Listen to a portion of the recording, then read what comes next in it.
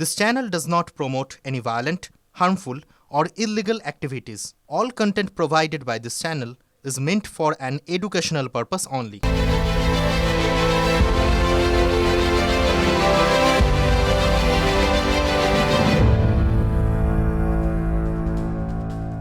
আর এবার নজর রাখতে হচ্ছে 10টি ব্রেকিং নিউজের দিকে। আজকের বড় খবর, আজকের প্রথম ব্রেকিং নিউজ, নির্দলদের কোনো ভোট দেবেন না আশঙ্কা থেকে আবেদন মমতার, পোকামাকড়দের সরিয়ে দিন মন্তব্য করেছেন মমতা বন্দ্যোপাধ্যায়। সিগনিফিকেন্ট। আজকে 2 নম্বর ব্রেকিং, স্বস্তির পরদিনই হাইকোর্টে ধাক্কা রাজ্যের, উচ্চ প্রাথমিকে নিয়োগে অতিরিক্ত শূন্য পদের সিদ্ধান্ত খারিজ, 1600 সুপার নিউমেরারি পদ তৈরির সিদ্ধান্ত খারিজ। আজকে 3 নম্বর ব্রেকিং, বিধায়ক হুমায়ুন কবিরকে সাসপেন্ড করল তৃণমূল, 6 ডিসেম্বর বাবরি মসজিদের শিলান্যাস হবেই, কালই তৃণমূল ছাড়ব হুঁশিয়ারি হুমায়ুনের, নজর থাকবে আমাদের। আজকে 4 নম্বর ব্রেকিং, নিঃসন্দেহে বড় খবর, মমতাকে আরএসএস মার্কা মুখ্যমন্ত্রী বলে আক্রমণ করলেন হুমায়ুন, বিজেপির কেউ মুখ্যমন্ত্রী হোক স্বাগত জানাবো, শটান বললেন হুমায়ুন কবির। আজকের 5 নম্বর ব্রেকিং, এসআইআর পর্বে নবান্নের নয়া ক্যাম্প ঘিরে বিতর্ক, 12 ডিসেম্বর থেকে বসবে may I help you camp, নথি না থাকা মানুষদের সাহায্যে ক্যাম্প, দাবি টিএমসির, 2 নম্বরই করলে বিপদে পড়বেন আমলারা, মন্তব্য করেছেন শুভেন্দু অধিকারী।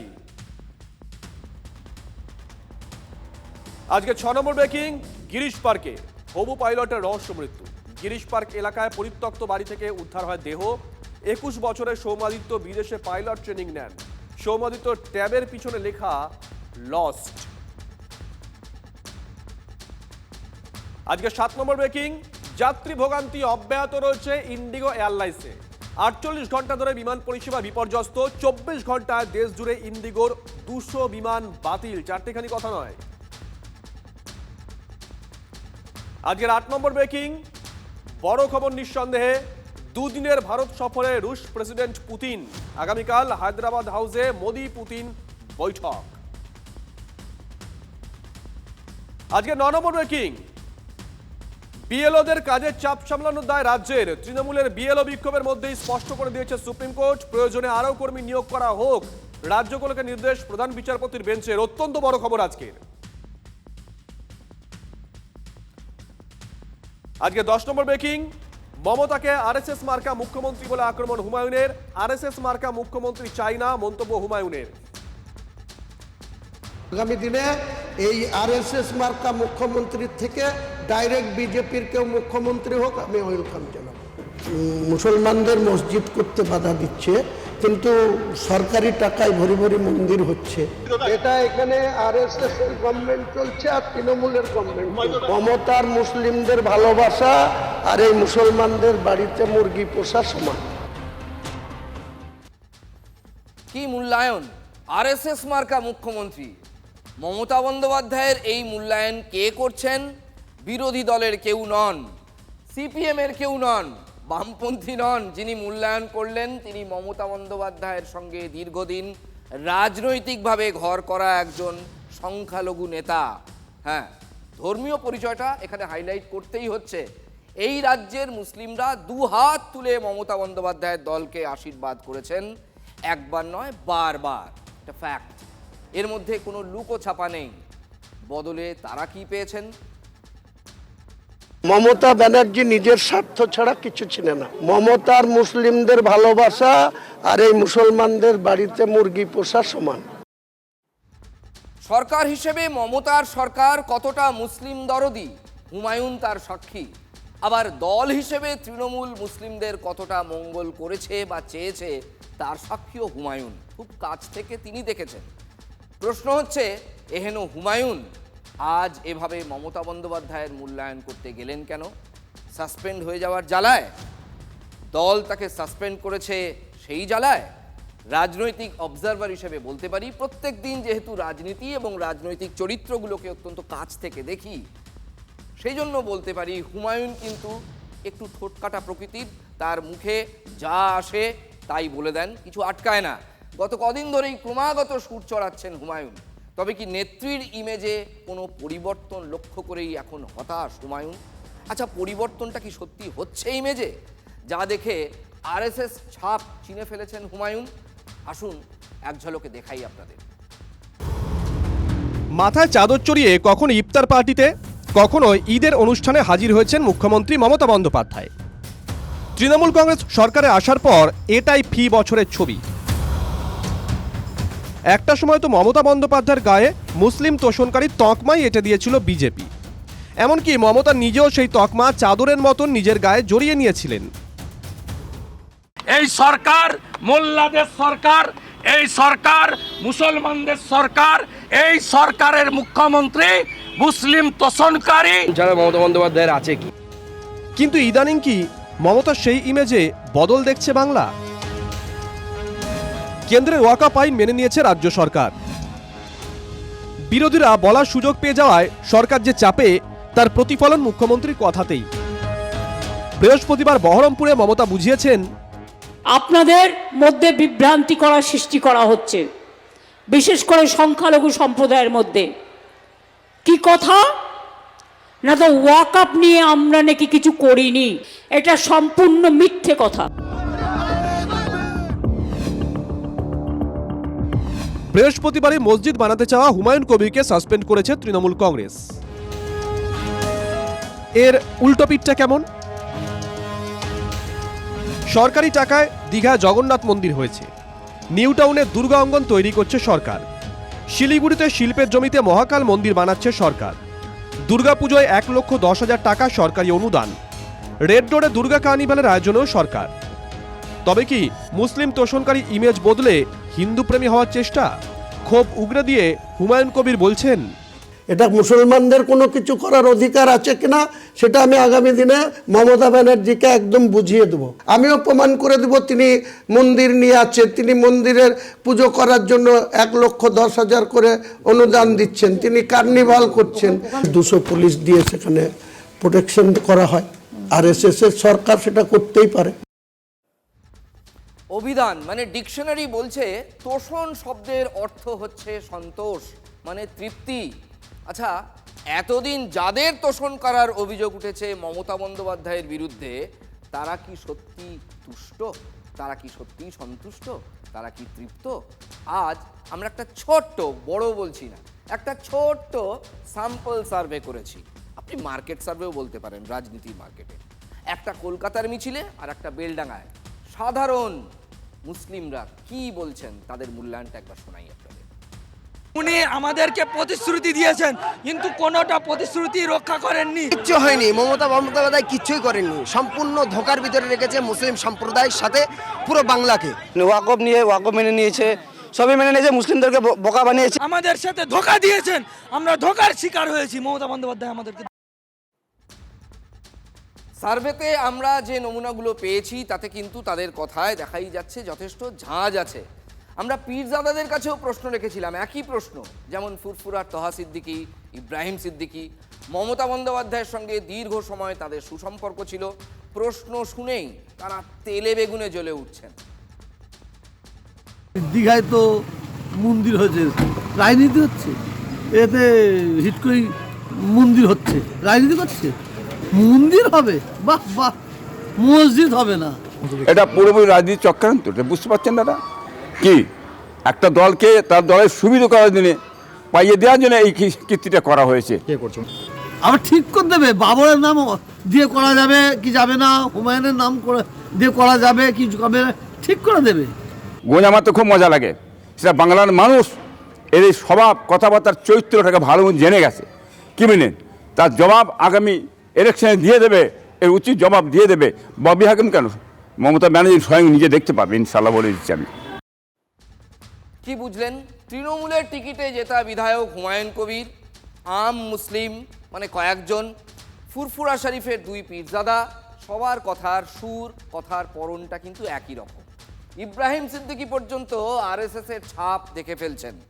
বিধানসভা নির্বাচনের মাস কয়েক আগে ভোট ব্যাংকের একটি অংশের এই ছিনিকি তৃণমূলকে দুশ্চিন্তায় রাখবে। মমতা বন্দ্যোপাধ্যায় কিন্তু বদলে ফেলা স্টান্স বদলাচ্ছেন না। আজ মুর্শিদাবাদে গিয়েও দাঙ্গায় হিন্দু হিতকারী হিসেবে নিজেকে তুলে ধরেছেন মুখ্যমন্ত্রী। শুনুন তিনি কি বলেছেন। মুর্শিদাবাদ জেলায় দাঙ্গা মানুষ পছন্দ করে না। মাঝে ধুলিয়ানে একটা ঘটনা ঘটেছিল, আমি নিজে এসছিলাম, এবং জঙ্গিপুরে একটা ঘটনা ঘটতে যাচ্ছিল, কিন্তু আমি সংখ্যালঘু ভাইদের ফোন করেছিলাম, সংখ্যালঘু ভাইদের বলেছিলাম, ভাই বোনদের তোমরা রক্ষা করো যাতে হিন্দুদের ওপর কোনো অত্যাচার না হয়।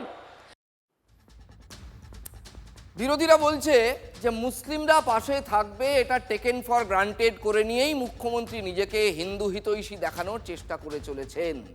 হিন্দু হিতৈষী, বিজেপির প্রাক্তন রাজ্য সভাপতি সুকান্ত মজুমদার এই শব্দটাই ব্যবহার করেছেন। হুমায়ুনকে সাসপেনশনের মধ্যেও রাজনৈতিক অঙ্ক দেখতে পাচ্ছেন সুকান্ত বাবুরা। হুমায়ুন কবিরের এই যে সাসপেন্ড করা, এটা মমতা বন্দ্যোপাধ্যায়ের গ্যালারি শো। মমতা বন্দ্যোপাধ্যায় নিজেকে হিন্দু হিতৈষী দেখানোর জন্য এই ধরনের সিদ্ধান্ত নিয়েছেন। ভোটের পর আবার হুমায়ুন কবির তৃণমূল কংগ্রেসেই ফেরত আসবে, আমার তাই মনে হয়। তারা কাকে ভোট দেবেন তারা ঠিক করবেন, কিন্তু এটা যেন মুসলিম সম্প্রদায়ের মানুষ উপলব্ধি করতে পারেন যে মুসলিম সম্প্রদায়ের ক্ষতি যদি কেউ সব থেকে বেশি করে থাকে সেটা এই মমতা ব্যানার্জি করেছেন। একদিকে উন্নয়ন, অন্যদিকে সম্প্রীতি, একটা সুন্দর পরিবেশ রেখে বাংলা আছে, বাংলা থাকবে। ফলে তৃণমূল কংগ্রেসের পার্সেন্টেজ অফ ভোট মুর্শিদাবাদে বাড়বে। কুণাল ঘোষ খুবই আত্মবিশ্বাসী, কিন্তু তৃণমূল নেত্রী নিজে মুর্শিদাবাদ নিয়ে এতটা কনফিডেন্ট কি, এতটা আত্মবিশ্বাসী কি? এই যে ভরতপুরের বিধায়ক হুমায়ুন কবিরকে তৃণমূল সাসপেন্ড করলো, এতে শাসক দলের লাভ না ক্ষতি, এই বিতর্ক চলতেই থাকবে ভোট পর্যন্ত। বিশেষ করে মুর্শিদাবাদের মতো জেলা, যেখানে সংখ্যালঘুরাই এখন সংখ্যাগুরু। 22শে ডিসেম্বর নতুন দল নামিয়ে বিধানসভা ভোটে 135টি আসনে লড়বেন বলে হুঁশিয়ারি দিয়েছেন হুমায়ুন কবির। হুমায়ুনের নাম না করে মুখ্যমন্ত্রী বলেছেন নির্দলদের ভোট দেবেন না।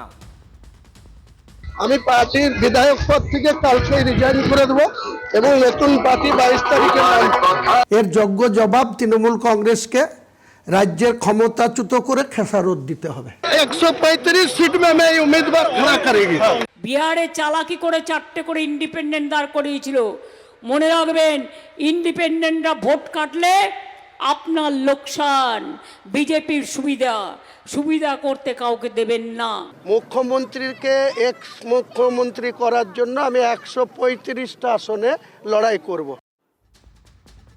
দেখুন, অনেক বড় বড় আচ্ছা আচ্ছা নেতা তৃণমূলে গেছেন এসেছেন, মমতা বন্দ্যোপাধ্যায়কে দেখিনি কোনোদিন পরোয়া করতে। হুমায়ুন তিনি তো রাজ্যব্যাপী নেতা এমন নন, তিনি মুর্শিদাবাদ জেলার নেতা। গোটা রাজ্যে কজন সমস্ত সম্প্রদায় তাকে চেনে, সে নিয়েও আমার ব্যক্তিগত স্তরে কিন্তু যথেষ্ট সংশয় আছে। আর যাই হোক, হুমায়ুন কিন্তু স্টেট লেভেল পলিটিশিয়ান নন। তাহলে এই নির্দলের কথাটা মমতাকে এত বিচলিত করছে কেন? হঠাৎ নির্দলের কথা কেন বলতে যাচ্ছেন মমতা বন্দ্যোপাধ্যায়? তার কারণ আছে। এককালের অধীর ঘনিষ্ঠ হুমায়ুনের নিজস্ব একটা ভোট ব্যাংক আছে। কত সেটা নিয়ে বিতর্ক চলতে পারে, বাট আছে। তাতে জিততে পারুন বা না পারুন, অন্যের যাত্রাভঙ্গ তিনি করে দিতেই পারেন নিজের নাক কেটে। এটাও কিন্তু পলিটিক্সে একটা থিওরি। দেখুন, একটা উদাহরণ দিই, ভাঙড়ের একটা উদাহরণ আপনাদের নিশ্চয়ই মনে পড়ছে, আমি মনে করিয়ে দিই। আমি নিজে সেই মমতার জনসভায় ছিলাম। মঞ্চ থেকে মমতা বন্দ্যোপাধ্যায় বললেন, এই যে নান্নু হোসেন, তুমি কান খাড়া করে শুনে রাখো, তুমি কিন্তু আরাবুলের ভোটে কোনো রকমভাবে বাগড়া দেবে না। নান্নু হোসেন শুনলেন না, দলেরই বিক্ষুব্ধ, আমি নিজে কভার করেছি সেটা।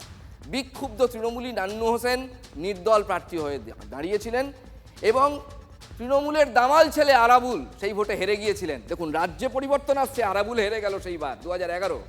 নান্নু 1010 ভোট পেয়েছিলেন, ওই 5000 ভোটে হেরে যান আরাবুল, একবারে তীরে এসে তরি ডুবে গিয়েছিল। অথচ 2006 সালে আরাবুল কিন্তু জিতেছিলেন, যখন তৃণমূল মাত্র 30 আসন বিধানসভায়। বিরোধী দল পাবে কি না পাবে সেই নিয়ে জোর বিতর্ক হয়েছিল। সেই আরাবুল 2011 সালে হেরে গেলেন, যখন রাজ্য জুড়ে পরিবর্তন এলো। পলিটিক্স কি খেলা বলুন তো? নির্দল কি খেলা? গোঁজ প্রার্থী কি খেলা? তখন তৃণমূল 184 2011-এ, বুঝতে পারছেন? ফলে নির্দল প্রার্থীর ক্ষমতা কি। একটা হাতে গরম উদাহরণ দিলাম। 2016 সালে হুমায়ুন ঠিক তাই করেছিলেন। ইতিহাসের পুনরাবৃত্তি হতে চলেছে কি? রেজিনগরে, এই ভোটও আমি কভার করেছি, রেজিনগরে দাঁড়িয়ে জিততে পারেননি, কিন্তু তখনও সাসপেনশন ছিলেন, সাসপেন্ড হয়ে গিয়েছিলেন তিনি, দল থেকে তাকে খেদিয়ে দেওয়া হয়েছিল, ওই সাসপেনশন খেদিয়ে দেওয়া প্রায় এক তৃণমূলে, কিন্তু তৃণমূলের যাত্রাভঙ্গ করে ছেড়েছিলেন। হুমায়ুন ভোট কাটায় জিতে গিয়েছিলেন কংগ্রেসের প্রার্থী। তাৎপর্যপূর্ণ ব্যাপারটা কি জানেন? তখনও যেটা বলছিলাম, তৃণমূল থেকে সাসপেন্ড হয়ে নির্দল প্রার্থী হয়ে দাঁড়িয়ে পড়েছিলেন হুমায়ুন। অর্থাৎ অতীতের কথা মুখ্যমন্ত্রীকে, দলের আর কাউকে হোক না হোক, মুখ্যমন্ত্রীকে নিশ্চয়ই ভাবাচ্ছে, এটাই স্বাভাবিক। তাছাড়া সেবার একটি আসন ছিল, এবার হুমায়ুন বলছেন 135টা আসনে তিনি লড়বেন এবং ওই জোট ফোট কী সব করবেন বলছেন, অনেকের সঙ্গে হাত তাত মেলাবেন, দেখা যাক, সেগুলো তো ভবিষ্যতের কথা। কিন্তু অজিত পাওয়ারের এনসিপি তার সঙ্গে যোগাযোগ করেছে, এমন কথাও হাওয়ায় ভাসিয়ে দিয়েছেন হুমায়ুন। হতেই পারে, এটাও রাজনৈতিক স্ট্র্যাটেজি, চাপ বাড়ানোর খেলা। নিশ্চিতভাবেই চাপ বাড়ানোর খেলা খেলছেন হুমায়ুন। চাপটা যাতে দলের নিচুতলা কাটিয়ে উঠতে পারে, তার জন্যই হুমায়ুনকে হেলাফেলা করার পথে হেঁটেছেন তৃণমূল নেত্রী। সব ধর্মের কিছু গদ্দার থাকে, কিছু কুলাঙ্গার থাকে, যারা নির্বাচনের 2 মাস আগে থেকেই সব রাজনীতি করে।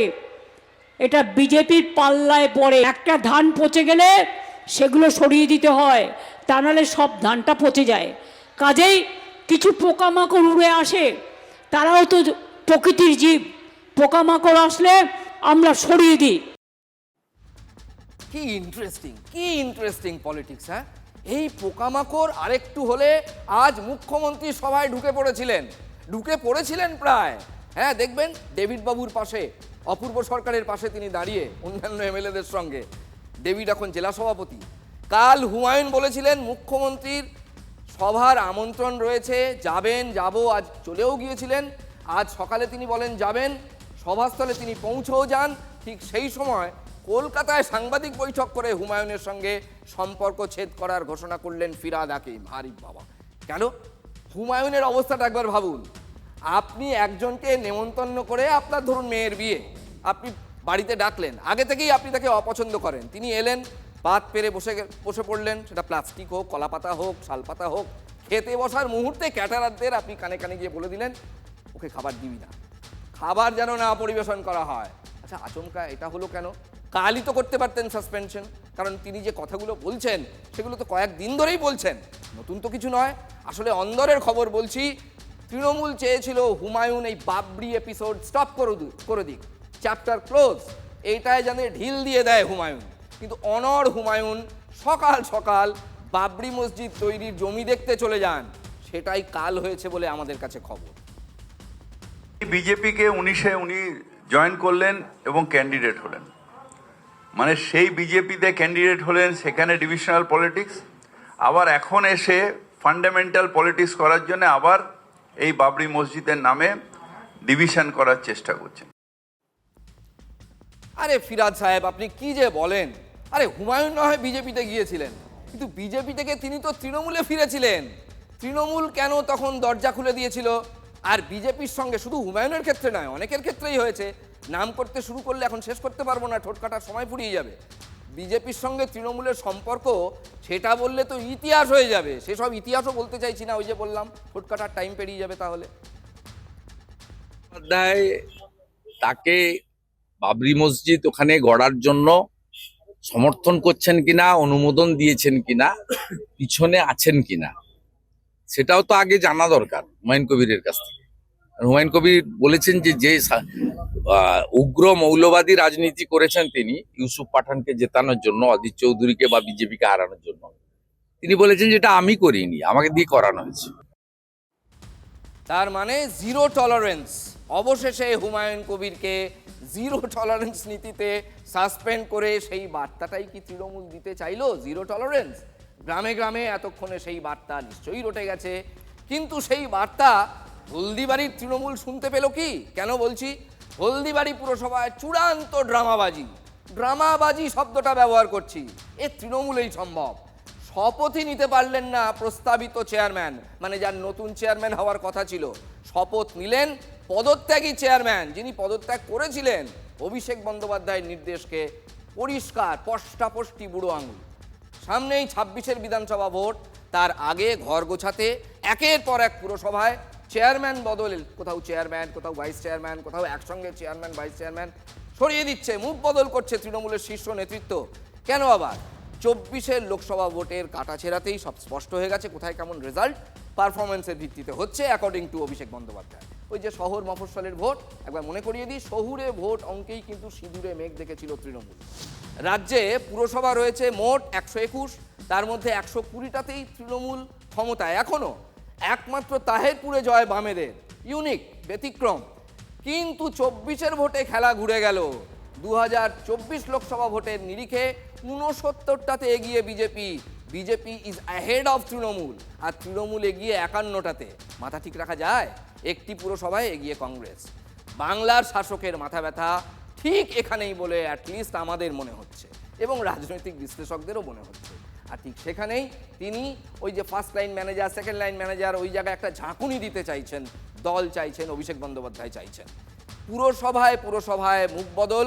এবার সেই পথে হাঁটতে গিয়েই হোঁচট খেতে হলো কোচবিহারের হলদিবাড়ি পুরসভায়। 26-এর আগে পুরসভার মুখ বদল হলদিবাড়িতেও। তৃণমূলের শীর্ষ নেতৃত্ব নির্দেশ দিল বটে, কিন্তু কাজ হলো কই?